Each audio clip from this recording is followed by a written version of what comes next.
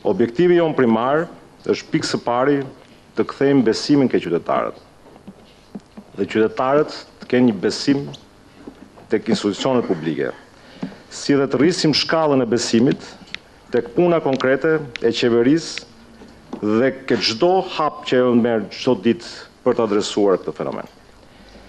Qeveria ka dhe do të vazhdojë në mënyrë të pandalur të ketë një vullnet të palëkundur në luftën kundër korrupsionit, qoftë përmes aksioneve parandaluese, masave ndëshkuese apo aktiviteteve edukative.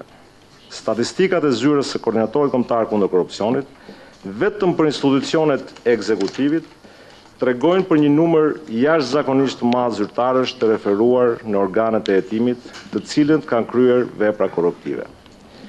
535 të tillë, ndër të cilët një numër i madh zyrtarësh lart. Aksionet konkrete po ndërmerren ditë pas dite nga policia dhe institucionet e tjera. Proceset e hetimit dhe gjykimit të rasteve të korrupsionit, unë mendoj që nuk duhet të zgjaten apo të mbyllen, duhet treguar një vullnet i plot nga të gjitha hallkat dhe institucionet për të bërë shembuj e përcjell mesazhin e qartë dhe pa ekuivok që lufta kundër korrupsionit në Shqipëri duhet japë fryte.